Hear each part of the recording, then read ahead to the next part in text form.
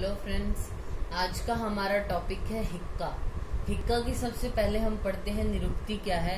हिग इति कृत्वा कायति शब्दायति इति हिक्का, अर्थात शरीर में जो हिक हिक ध्वनि उत्पन्न हो रही है उसको हम हिक्का बोलते हैं। इसका वर्णन जैसे हम बता चुके हैं, जो श्वास है और हिक्का है उसका वर्णन आचार्य चरक ने एक ही अध्याय में किया है। ठीक है, इन दोनों के लिए क्या बोला है, कफ वातात्मका वेतो पित्त स्थान समुद्भवा। होती बात कफज है लेकिन पित्त स्थान से उद्भव है इनका। फिर आते हैं जो हिक्का, उसके निदान क्या है। जो हमने श्वास है उसके निदान है, उसी तरीके से हिक्का के भी निदान हो सकते हैं। इसके अलावा वात कफ वर्धक, उरुक क्षत का होना, विष संसर्ग, रक्त पित्त व्याधि, धातु क्षय, पांडु रोग, उरोघात या वम्र विरेचन के अति योग में जो है ये हिक्का देखने को मिल सकता है। फिर आती है इसकी संप्राप्ति। संप्राप्ति में क्या है, जो निदान है उसके सेवन से क्या हुआ, वात बढ़ गया। वात प्रकोपित हुआ तो ये वात उर प्रदेश में स्थित होकर कफ को भी उदीर्ण कर देता है, कफ को भी बढ़ा देता है। अब ये दोनों बढ़े हुए जो वात और कफ है ये श्रोतस में अवरोध कर देते हैं।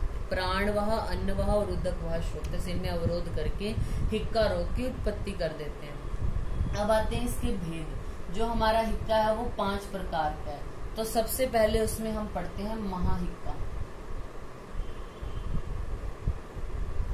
महाहिक्का के बारे में कहा है सद्य प्राण हरा मता, यानी सद्य प्राणों का हरण हो जाता है महाहिक्का अगर हो जाए। इसको महामूला, महावेगा, महाशब्दा या महाबला इन नामों से भी जाना जा सकता है। शंख प्रदेश में इसमें पेशेंट को जकड़ाहट होगी, नेत्र में अश्रुपूर्णता, 1, 2 या 3 वेग एक साथ आते हैं इसमें हिक्का के। ये जो हिक्का है प्राणवाही, मर्मवाही, श्रोतस और अग्नि को कफ से रहित वायु रोककर ज्ञान को नष्ट कर देती है। ठीक है, फिर दूसरी जो हमारी है वो है गंभीरा। गंभीरा के लिए एक स्पेसिफिक वर्ड क्या है, प्राणांतकी मता। ये थी सद्य प्राणहरा और ये है प्राणांतकी मता। ये इसकी उत्पत्ति कहाँ से होती है, गंभीरा की पक्वाशय और नाभि से उत्पन्न हो रही है।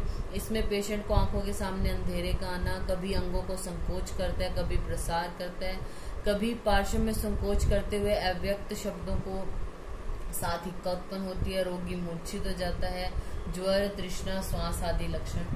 फिर आती है हमारी व्यापेता। व्यापेता हिक्का में आचार्य चरक क्या बोलते हैं, चतुर्विध अन्न के सेवन से। अब अन्न की अगर बात आए तो हम क्या सोचते हैं, अन्नजा हिक्का हो सकती है, लेकिन हमें ये याद रखना है व्यापेता हिक्का क्यों उत्पन्न हुई, चतुर्विध अन्न के सेवन करने से। जत्रु मूल से ये प्रारंभ होती है, इसका वेग निरंतर में आकर रुक रुक कर आता है। ठीक है, अन्न पाक होने पर वेग में वृद्धि हो जाती है। वमन, अतिसार, प्रलाप, ग्रीवा और सिर में कंपन है, चेतना नाश, तृष्णा। जो आचार्य सुश्रुत है उन्होंने व्यापेता के स्थान पर यमला हिक्का का वर्णन किया। यमला, यमल का मतलब होता है 2, यानी 2 जो हिक्का के वेग हैं वो एक साथ आते हैं, दैट इज यमला हिक्का। फिर उसके बाद आती है हमारी शुद्रा हिक्का। शुद्रा हिक्का क्या है, अल्प कुपित हुई वायु जब कोष्ठ से उदर की ओर आती है तो शुद्रा हिक्का उत्पन्न होती है। ये अल्प वेग के साथ आती है, शीघ्र ही शांत हो जाती है, व्यायाम और परिश्रम से और बढ़ जाएगी। ठीक है, भोजन करने पर वेग शांत हो जाएगा और ये साध्य है शुद्रा। फिर उसके बाद आती है हमारी अन्नजा हिक्का।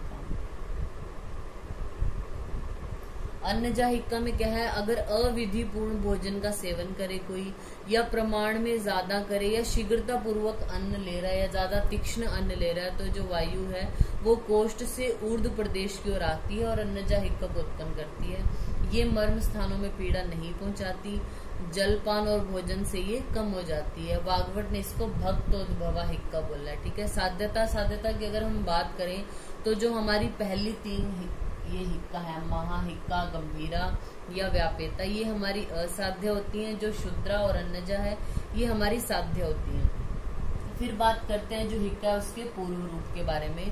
पूर्व रूप क्या है, कंठो रसो गुरुत्वम, यानी जो कंठ है उर प्रदेश है उसमें गुरुता। च वदनस्य कषायता, जो वदन है यानी मुख है उसमें कषायता। हिक्का नाम पूर्व रूपाणी कुक्षी आटोप एवच, यानी ये हिक्का के पूर्व रूप है और होता क्या क्या है, कुक्षी आटोप, इन ये भी पेशेंट में देखने को मिलते हैं। फिर बात आती है चिकित्सा की। तो सबसे पहले निदान परिवर्जन, यानी संक्षेप्ते क्रिया योगो निदान परिवर्जन। दूसरा जो चिकित्सा सूत्र है हिक्का और श्वास का वो आचार्य चरक ने एक ही दिया, तो वो भी आप यहाँ पे ऐड कर सकते हैं। यानी हिक्का श्वासार्दितम स्निग्धे यादो स्वेदे उपाचरेत आक्तम लवण तेलेन नाड़ी प्रस्तर संकरी। यानी पेशेंट को आपने क्या कराना है, स्नेहन देना है पहले, फिर स्वेदन देना है। स्नेहन कैसे, जो तेल है उसमें लवण मिलाकर जो है वो स्नेहन देना है, मालिश करनी है। और जो स्वेदन है वो नाड़ी प्रस्तर संकर जो स्वेद है उससे देना है। फिर कफ को उद्दीर्ण करने वाला आहार देना है पेशेंट को। जब कफ बढ़ जाएगा तो उसको वमन और फिर धूमपान, यहाँ तक सेम है। फिर उसके बाद हिक्का में क्या कर सकते हैं, नस्य कर्म, मुहुर्मुहुर औषध का सेवन, कुंभक प्राणायाम करा सकते हैं, वात कफ शामक औषध का देना, अग्नि दीपन चिकित्सा करना। और एक और इम्पोर्टेंट है जो हिक्का की चिकित्सा में, अगर हिक्का का वेग किसी को आ रहा है तो सहसा उस पर शीतल जल से परिषेक कर दो, उसको डरा दो या आश्चर्य या क्रोध दिला दो, तो हिक्का का जो वेग है वो अपने आप शांत हो जाता है। फिर आती है इसकी संशमन चिकित्सा, यानी जो योग है उनके बारे में। रस भस्म पिष्टि की अगर हम बात करें तो मयूर पिच्छ भस्म, श्वास कुठार रस, सूत शेखर रस और ताम्र भस्म। वटी में शंख वटी, हिंगु वचादि गुटिका, चूर्ण में मुक्ताद्य चूर्ण, करचूर आदि और वैश्वानर चूर्ण। क्वाथ आसव अरिष्ट में भारंगी नागर क्वाथ, पाठाद्य आसव, शिरीषादि क्वाथ, दशमूल क्वाथ दे सकते हैं। घृत में तेजोवत्यादि घृत, मनशिलादि घृत। यूष में मुद्ग यूष या रासना का यूष। नस्य के लिए प्याज, लहसुन या गाजर जो स्वरस है उसका हम पेशेंट को नस्य भी दे सकते हैं। तो ये हमारा टॉपिक हो गया हिक्का। Thank you.